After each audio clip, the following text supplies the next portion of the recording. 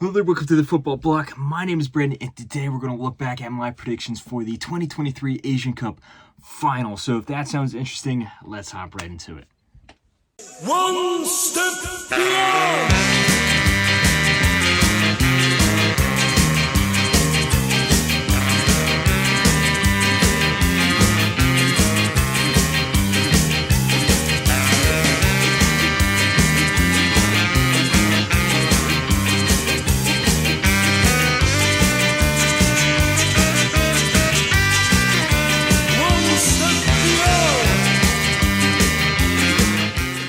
So the 2023 Asian Cup has come to a close, and we sit here looking back at the tournament, and the champion for 2023 is Qatar. The host nation, as well as the reigning champions in 2019, they have been able to come back and defend their title here, making up for their poor performance at the World Cup in 2022.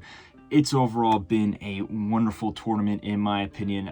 By far, this is the best Asian Cup that I've seen. Now, granted, I haven't seen that many because I'm a bit of a younger guy, but this was overall just an amazing tournament. The amount of just fun games to watch, crazy results, late winners, equalizers, wonderful performances from players, amazing goals. Overall, this has been just a wonderful tournament. Qatar definitely put on yet another show to follow up for the amazing World Cup that we saw last year. But let's look at this match in particular, the title decider between Qatar, like I said, the reigning champions, and the host versus the massive underdogs in Jordan. Now, the way that this match started off, Qatar immediately came off the front foot with the extra spring in their step. They came out swinging and essentially just punched Jordan right in the nose. It was all Qatar for the first half. They had so many chances. They were just overwhelming the Jordanian midfield and the defense.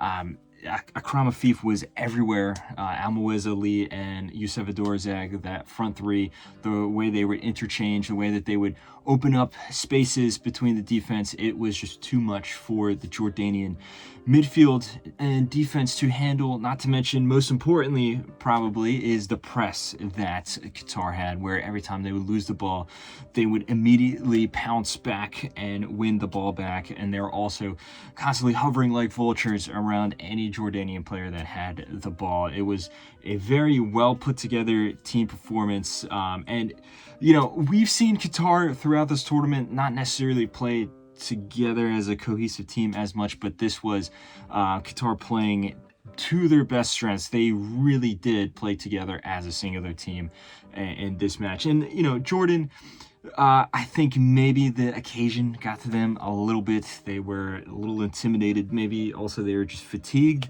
I think it's more so just on Qatar with their great game plan in the early parts of this match here. I mean, Jordan had a few half chances. There was a shot from Yazan from far out. There was a dangerous cross that was gobbled up by Barsham. But other than that, it was, nothing super dangerous.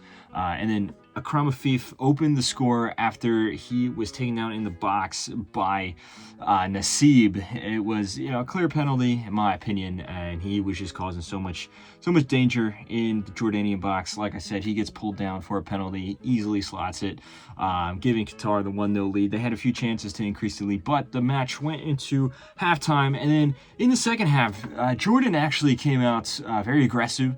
They were really utilizing the talent that they have on the wings, and they were creating a whole lot of chances. They forced Barsham into some pretty good saves, and it was, you just felt that there was a goal coming.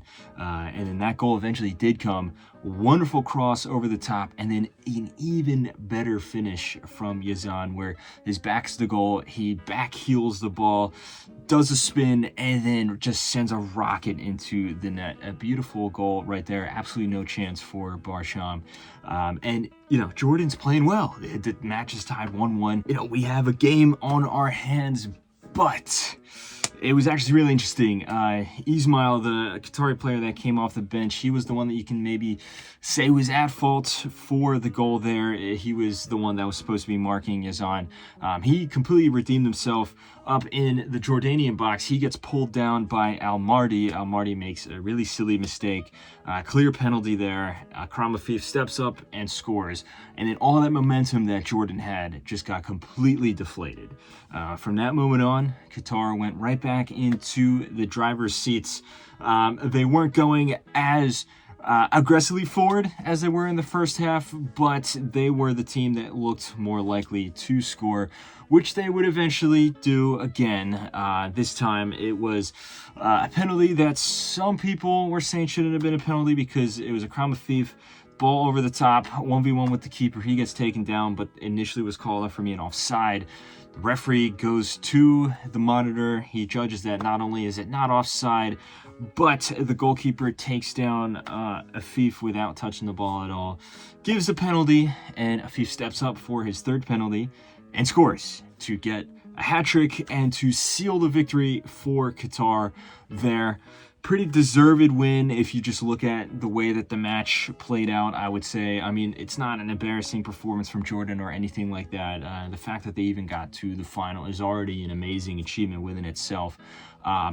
Now, a lot of people, of course, look at this match, and Qatar's the host nation.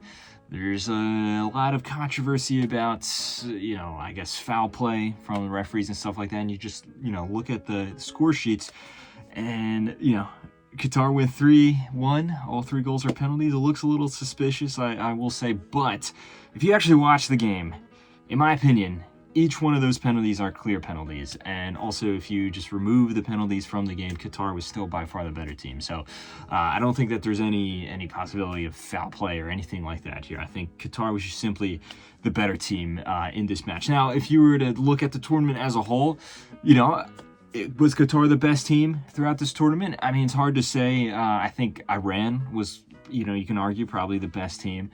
But in the group stage, Iraq was the best team. But look, that's just how tournament football is. When Iran went up against Qatar ended up winning. It was a game that could have gone either way, and Qatar was just more clinical with their chances.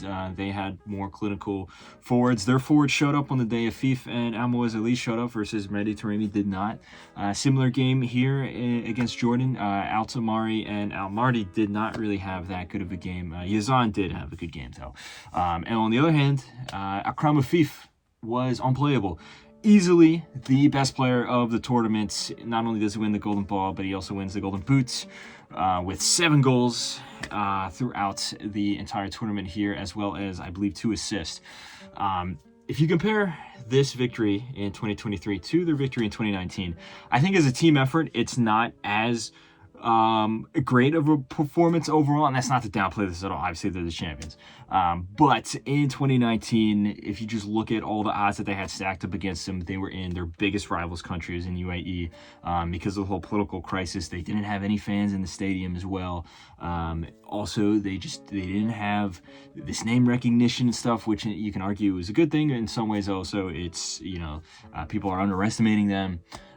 And the way that they played, where they were just smashing teams and they were going forward and just tearing teams apart, we didn't see that here in 2023. However, you can also argue that the teams in Asia have gotten better since then, and as much as it was harder for Qatar to get to the final, eventually win, they still did it. So it's, while the 2019 may be the more, I guess, aesthetically pleasing performance, that's nothing to take away from this great achievement here in 2023. The team overall played amazing. I mean, whether it be Barsham El Rawi in goal or Lucas Mendes, who I think had a wonderful game here in the final in particular, but also had a really good tournament, or Fatih, or Hassan El Haidos, the captain and the legend, arguably the best Qatari player of all time. You also have, of course, Akram Afif, Almoez Ali, all these guys up there. Mohammed Wad. This team, I think, really earned this title here. And of course, they really redeemed themselves for that abysmal performance at the World Cup. And, I was having a debate with another guy recently, and I was trying to say that, Qatar, you can argue, is the best team in Asia, not necessarily the most talented team. I would actually say if you compare the big six, and that being, Australia, Saudi Arabia, Iran, South Korea, Japan, and Qatar. If you just look at them on paper, Qatar might actually be the least talented, maybe a little more talented than Saudi Arabia, but still, you would say obviously Japan, obviously South Korea, obviously Iran, and probably Australia are more talented than them. But in terms of just the team mentality, how they play together, there's a really good argument, and now with this trophy, I think it's the best argument that Qatar is the best team, just as a team unit, the cohesion. I think they are the best team in Asia. And it's also, I think, a great achievement here because realistically, this is the last we're going to see a lot of these players. Hassan Al-Haidos, for example, he is, I believe, 34, 35. He didn't start in a lot of these games here. And if he did start, he would come off the bench early. You also have to look at some of these older players here. We're probably not going to see through, whether it be the next World Cup cycle or the next Asian Cup. So this was, the last ride. They went out with a bang. Great achievement to see here. As for my prediction, I got it completely wrong. I thought that Jordan was going to be the one that was going to come off on the front foot. I think they were going to shock Qatar, grab an early goal. Qatar was going to work their way back into the match, bringing it to extra time, being level 1-1, and then it was going to go to extra time, just being a really chaotic match. Chances either way, and then Jordan was going to be the one that was going to benefit from that chaos with Al-Tamari scoring a really nice goal. Obviously, that did not happen at all. It was actually the complete opposite, with Qatar being the one that came off on the front foot there. And this match wasn't really chaotic at all, save for maybe like the first 15 minutes of the second half.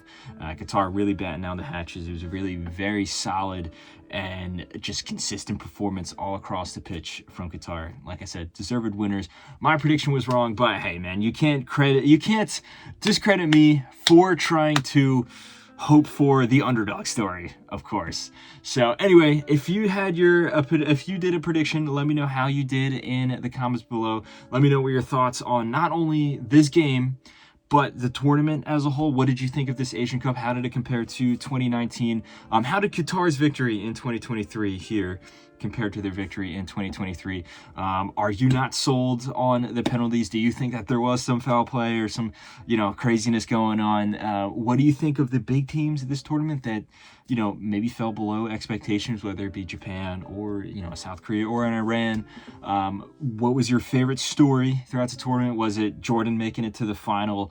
Was it Tajikistan or Uzbekistan playing really well, or Iraq just crushing the group stage?